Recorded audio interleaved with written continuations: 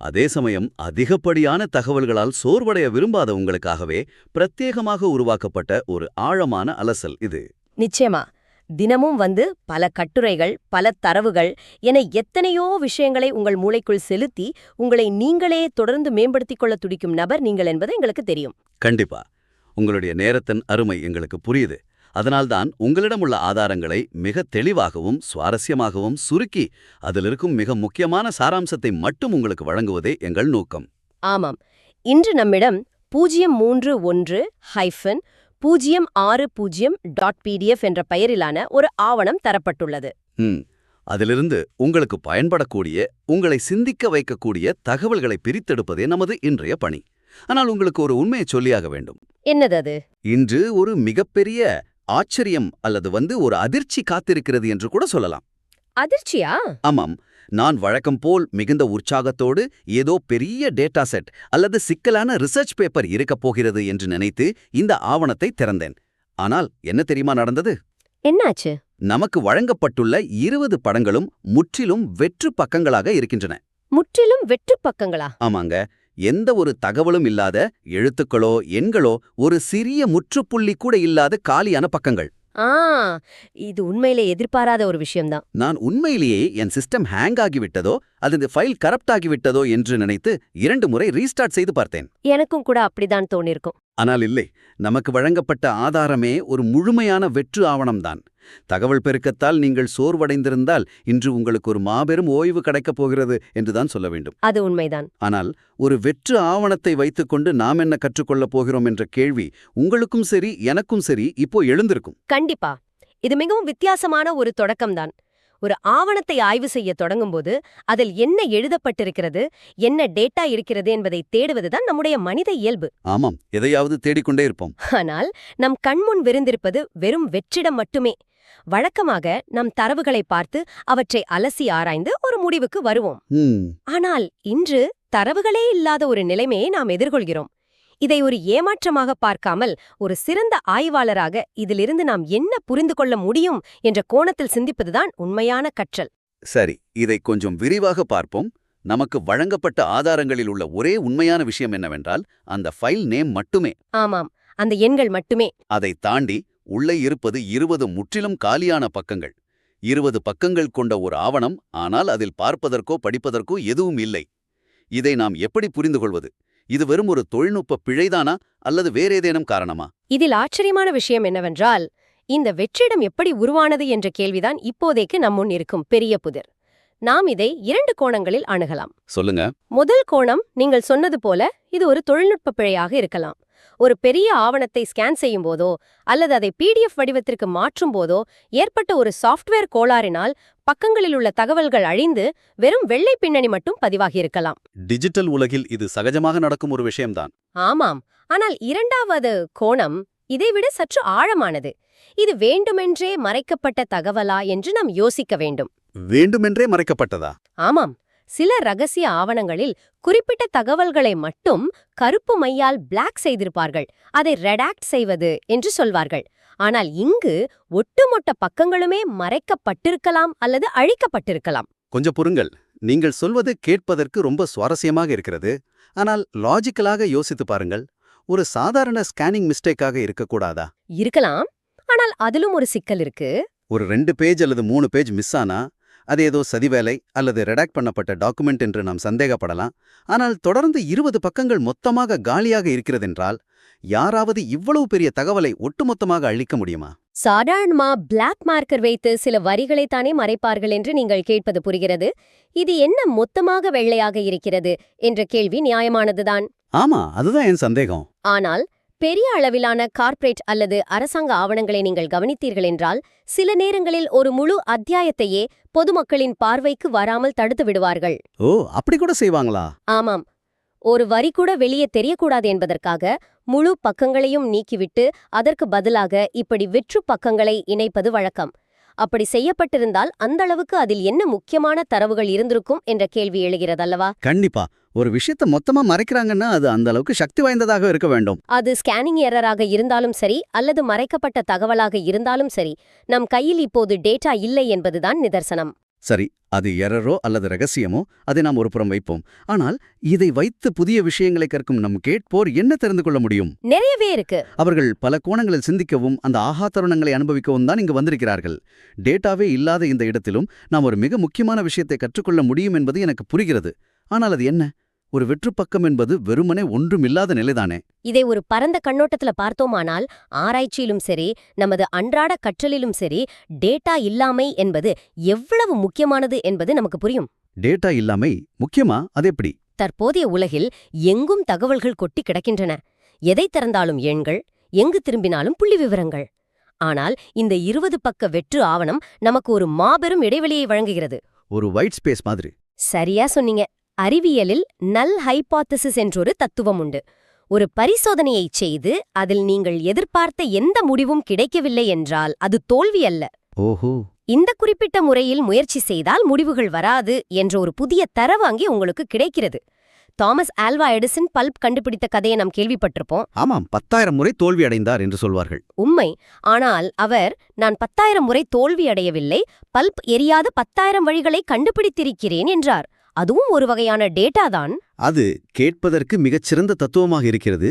ஆனால் நிஜ வாழ்க்கையில் யோசித்து பாருங்கள். சொல்லுங்க. ஒரு ரிசர்ச்சர் அல்லது ஒரு கார்ப்பரேட் அனலிஸ்ட் ஒரு பெரிய ப்ராஜெக்டுக்காக டேட்டாவை தேடுகிறார்.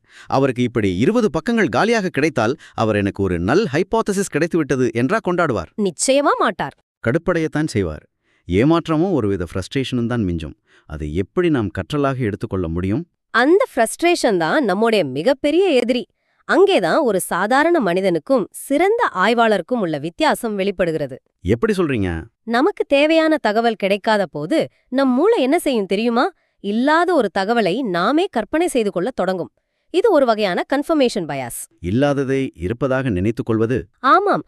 ஒரு இருட்டான அறையில் நாம் எப்படி இல்லாத உருவங்களையெல்லாம் இருப்பதாக நினைத்து பயப்படுகிறோமோ அதே போலதான் வெற்று டேட்டாவை பார்க்கும்போதும் நம் மூளை செயல்படும். மேகங்களை பார்க்கும்போது அதில் யானை அல்லது குதிரை உருவம் தெரிவது போலவா? மிகச் சரியான உதாரணம். டேட்டாவே இல்லாத இடத்தில் ஒரு பேட்டர்னை உருவாக்க நம் மூளை துடிக்கும். ஆனால் சிறந்த ஆய்வாளர்கள் இதை எப்படி எதிர்கொள்வார்கள் என்றால், இல்லாத ஒன்றை கற்பனை செய்து கொண்டு குழப்பம் அடைவதை தவிர்ப்பார்கள். அங்கே டேட்டா இல்லை என்ற உண்மையை அப்படியே ஏற்றுக்கொள்வார்கள் இல்லையா? கண்டிப்பா. பகுப்பாய்வின் மிக முக்கிய அங்கம் இதுதான்.